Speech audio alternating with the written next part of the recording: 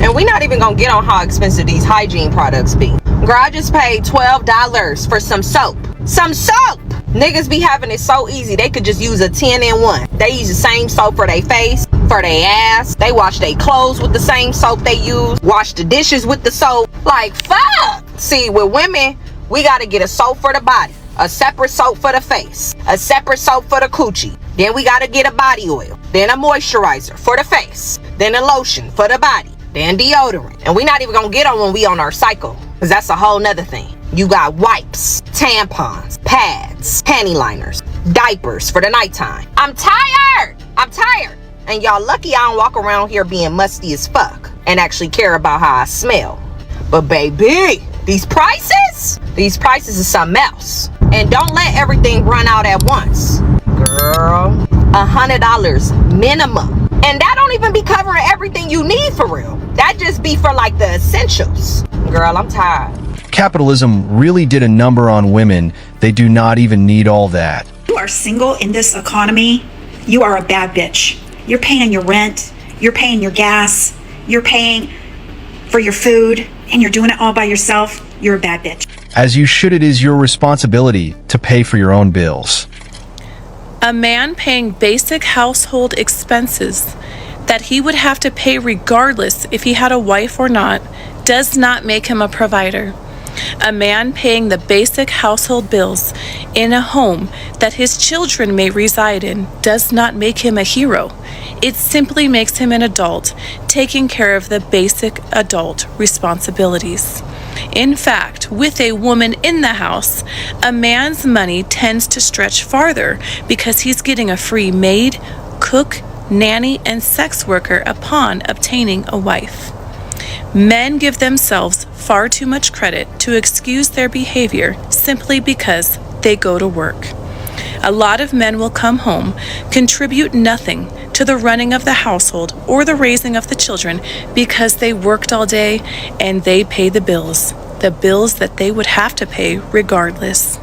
Women also tend to forget who the providers are in relationships because they don't give themselves credit for the love, the magic, the romance, the nurturing, and all the magic they provide to holidays and birthdays and special occasions. They give all the credit to a man simply because The bills are a lot cheaper for us after divorce after you are gone. This is the goofiest thing I have seen all day.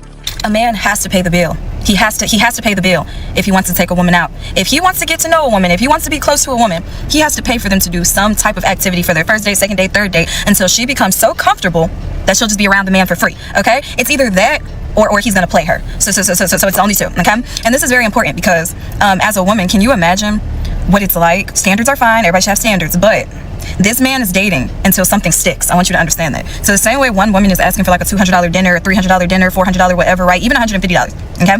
That man is still dating other people. And this is not to say it's right or wrong or whatever. I'm just saying like great day to be a woman, okay? Great day for these to not be like women problems. But imagine you spend all that money on a date, okay? And like some of these people, you don't even want to be in your life like permanently. You just want to experience fucking them. Quite literally. Now that's up for debate whether y'all think that is moral, not moral, but people do like to fuck people that they don't necessarily want to be with. Okay, that's a fact. So with that being said, just imagine like shoveling out that amount of money and then like the woman never talks to you again, or she's just cool on you. You know what I'm saying? Not saying that isn't her right, okay? Just saying like imagine right now somebody goes, oh, let's go to dinner, I pay $300, and then that motherfucker blocks me after, right? Or we just don't have any chemistry or whatever the case may be. That's a hard life. And I'm here to definitely tell you that should make a little bit more sense why men do play women. First of all, most men don't even have enough money to be perpetually dating women until something sticks, okay? Which means they have one main or two main girls that they're trying out, investing their money in, and all the other girls, it's like they're just spinning the mouthpiece in order to get access to, okay? And it's like a chalkboard with a budget on it, all right? It's like priority list. I really like this woman. I kind of like this woman. I kind of whatever. I feel like this woman might like me back. Let me invest in her. You know what I'm saying? But either way, in no world would I like to be the person paying for the dates that may or may not work out. Love being the person that gets the dates paid for them, and then it's like I just no L if I move on. It is like an application fee for an apartment. It is wild how she kept compounding on wrong assumptions, being a bird and doing things all over the place. Okay, so tell me if I'm wrong. I'm not trying to make this video because I want to bash a man or anything of that nature. I want to make this video because I want a man to understand that you have to come politically correct when you're coming at a woman that has her things together. So many men are, I've had 3 different guys reach out to me today. oh, you're not working today? Oh, what are you doing today? It's always what you doing, what you doing, what you doing. It's never, hey, can you plan an off day so that we can go and do this or have this planned? I'm literally getting ready. Let me start over. I took today off. I took today off to go to a hair appointment, and because I have midterms tomorrow, so I need to have some time to myself to study, and I want to go get my hair done later on so that, you know, I'm feeling good about myself. I'm looking cute, you know, I'm waist training, I'm over here just, you know, I'm in my mode, you know what I mean? Like, it's my reset day, okay? And I've had 3 different men reach out to me today and ask me to pull up on them. Pull up on you. Pull up on you, but you haven't planned anything. You didn't say, hey, why don't you take a day off and let's plan something so that we can spend some time together, or let's plan a nice little date. I'm telling him, like, one guy, I'm telling him, I'm like, I'm going to get my hair done. He like, oh, you busy today? Not, oh, how much? Men, you need to protect your peace, sanity, and most importantly, your pockets. These women are talking to different men. They do not care about how you feel. They just want to get in your wallet. Stay safe. As an unmarried mother of 3 living in the city of Atlanta, let's go over exactly how much it costs to live. Number 1, you have rent. That's approximately $2,800 a month. Damn. Then you have your utilities, gas, light, water, and internet. All that totals to about $600 a month. Next, I have our cell phone bills. That ends up being about $250 a month. My personal car note is $800 a month. I pay about $200 a month for insurance. I don't normally add in my other 2 car payments because those are work vehicles. Those pay me while I pay them. My God, who the cares? My children's homeschool and extracurricular activity fees end up being about $300 to $400 a month. Bruh. It also costs me about $250 a month to get their hair done. We spend about $200 to $250 a week for groceries. For clothing, we don't shop every month. We get things on sale and off season, so I would say probably at an average about $100 a month. I use a nanny for childcare, which is about $900 per week. Included in that cost is also housekeeping. I spend about $600 a month on hair, nails, and routine beauty treatments like massages or waxes. What? Medical insurance as a self-employed woman is about $800 a month. I mainly work from home, so gas is about $50 a week. For entertainment, we probably spend anywhere between $500 and $1,000 a month. That includes all our Netflix subscriptions, you know, all our fees to go to the Y and those types of things as well. Our dog requires about once a month grooming. That's about $80. So my total monthly expenses for personal, not including my business, is around $5,500 a month. So excuse the fuck out of me if I choose not to do. My calculator broke trying to add up all the bills she got.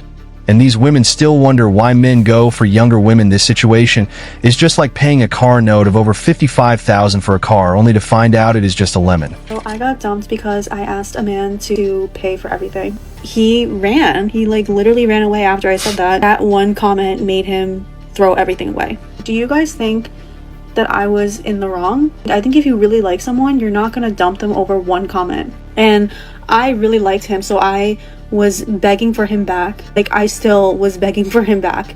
And he said that it already put a sour taste in his mouth and that he doesn't. Strong and independent until the bills are due. Men are not women's bank accounts. You want something, buy it yourself, get a job. We are not running a charity business. Can someone tell me how a single person is supposed to survive in the UK right now?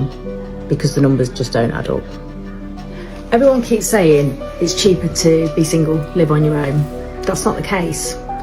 If you're not a couple, you have to pay all of that on your own. So let's talk about rent. So you're talking 650 to 1,200, depending on where you live. These are averages, okay? Then you've also got to think about your council tax, another 180, 120, depending on where you are again. Then that's before you've got food, before you've got utilities, before you're paying your TV license, everything. You are paying 100% of all of that. Before you've even started living, you're looking at 1,200 to 1,600 per month. Again, these are averages, not necessarily accurate depending on the area that you live in. I think the thing that gets me is people just say, well, go and get a better job, go and get a higher paid job, go and learn a skill. Yeah, you can do all of that, but we shouldn't have to. At the end of the day, if you're working full time, if you're doing a 35-hour plus a week, you shouldn't need to go and get a second job. You shouldn't need to have a side hustle, but people are, and that's... It is always the women complaining about single life being expensive compared to couples. It honestly says a lot about who actually benefits from relationships. Single people can't catch a break. The true winners of this life are happy couples that live together. Because let me tell you why.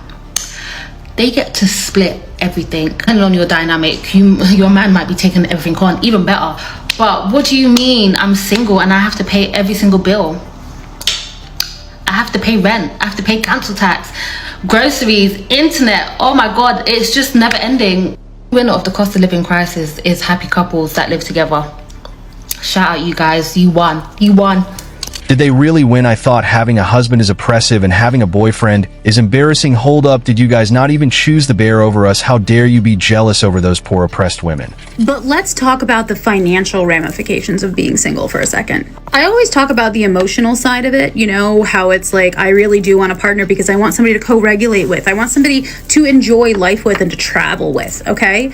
But let's be really frank and honest. It is 2026. Like, prices have been going up, especially this year, but since 2020. I've been living by myself since 2020, and it has been so fucking hard this entire time. If my car breaks down, I have to figure it out. Now, I'm not saying that I'm destitute and starving, but I am a little uncomfortable. I am a little bit worried. Financial stress is something that normally happens to me whenever something big happens. If my cat has to go to the vet, if my car breaks down, if I have to miss a day of work because of me being sick. Luckily, I have PTO, but what happens when you run out of PTO? If I get a bill that I'm not expecting, if the electric goes up, like literally, if I had a second person, these normal life circumstances would not. What is chronically single women's crazy obsession with cats? Anyway, we men have figured out how you women see us, and we are no longer falling for it. You need a man to pay your bills and solve your problems. You do not want him as a person. Yeah, I'm in law school and stuff, and I work really hard, but when you see me, do not rely on that. I work hard because I have to, but trust and believe. When my husband finds me, do you need anything, Dada? Want to make you breakfast, Papa? I'm getting this life paid for one way or the other. I'm not working my whole life. I can't. I'm not working my entire life. A man. Dinner's ready, Dada. Like. The men that pay are always past tense. That should tell you a lot about the kind of person you are. You found out you only wanted him for his wallet and left. How do you get a man to pay your bills? You say rent is due. Like that.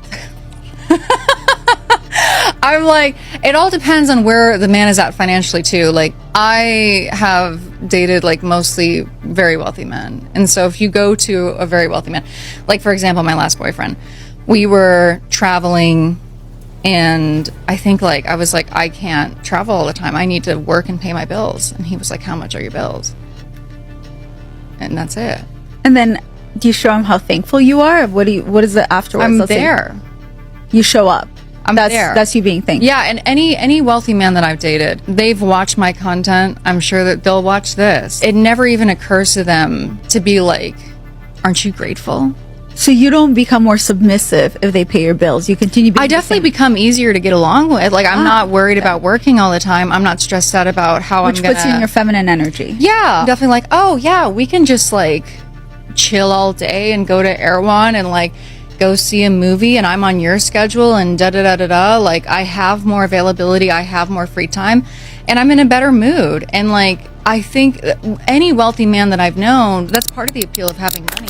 There is a pattern I have noticed with these women when comparing their lives. It is always with couples and not with female roommates, because they know in relationships the man does all the heavy lifting and the women get to save their own money for whatever. I'm moving out of my flat today into a hostel for multiple reasons. The main one just being the cost and distance to work. Everyone talks about how expensive it is to live in Sydney, but I feel like what people don't talk about is like if you have a partner and live in Sydney, I feel like you'd be so much more comfortable, whereas me having to pay for everything on my own, cost of living just on my own, as opposed to like if I was sharing a room with someone, I feel like I'm being punished for being single. For example, if I was paying $350 a week for a room, a couple for that same room would probably pay about either $450 or $500. That's usually the range I see. If you split that in half, you're paying less than what I pay, and you have dual income. Whereas me, I'm like doing it all on my own. I'm not trying to be all woe is me, but after paying like so much in rent and so much in groceries and everything, I'm just like, it is like a permanent honeymoon for yourself. Every divorced man I have met always gets sad when they remember how much they spent in their past relationships.